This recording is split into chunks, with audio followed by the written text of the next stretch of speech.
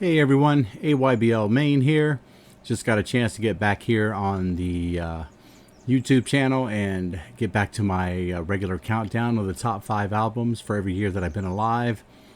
Away for a little bit from some health concerns, but also because I had to really contemplate how I was going to approach this year, because 1991, in my opinion, is probably the third strongest year in music, or at least it's one of the top three most important years in music because of the massive shift and where music was going at that time.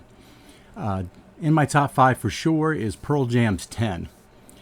Some great tracks on here. Even Flow, Black is one of my top 100 songs of all time. Gardens is really great as well. And everybody knows Jeremy, which is just a classic. It was very popular on MTV.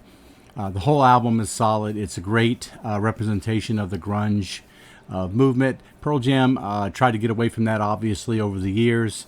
And they did successfully. By the time they got to Yield, I think they had successfully recreated their sound into what they wanted to be. But this was still an important album for that year. Also in my top 5 is A Tribe Called Quest, The Low End Theory.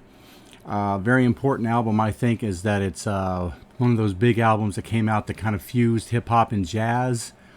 Some great songs on there. Is actually a song called Jazz, and Check the Rhyme.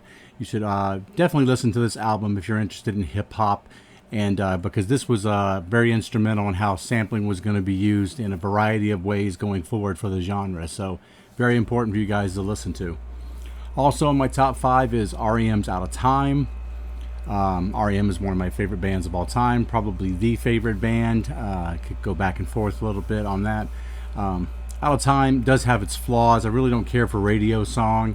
It's like that song that really doesn't belong. But some of my favorite tracks on there actually is a song called Belong. Me and Honey, Losing My Religion is my second favorite REM song of all time. Not a real big fan of Shiny Happy People, things like that, but Texarkana is really strong as well. I think you should listen to the album. It has a great sound, propelled REM into the spotlight based on that MTV video that was directed by Tarsem Singh. Great stuff. Listen to that for sure. Also in my top 5 is Metallica's Black Album. Again, a band that kind of reinvented themselves with this album. I know a lot of the purists are going to say they kind of sold out. I don't think so. There's some really good Metallica-like tracks on here. Yeah, and there's a couple ballady, slow songs, but that's fine. I think Metallica was kind of searching for a way to grow musically, and the Black Album was a good place to start. Obviously, Nothing Else Matters and Unforgiven and Enter Sandman are the big ones. But also Of Wolf and Man is really good. I like that one for sure. And Sad But True. So check it out for sure. Number 1 for that year. Kind of no surprise here. I kind of went back and forth on this. But it's such an important album.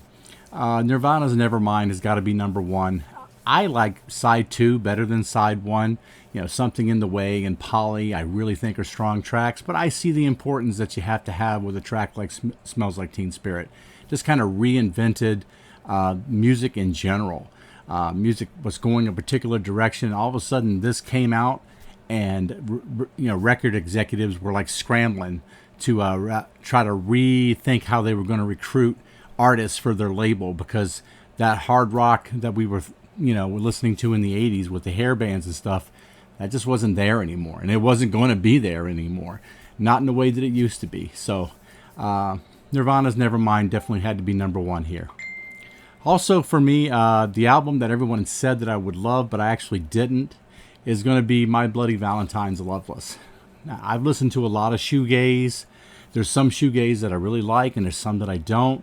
But this is one I definitely don't. I mean, I'm just not really into this atmospheric guitars where it's just so overwhelming that the voice is pushed so far into the background that you can't like grab a hold of something that's melodic to attach to any music whatsoever. Not that I say that I dislike all shoegaze. I actually like the band Ride quite a bit. So it's not that. I just don't like this particular album as much as people said that I would like it.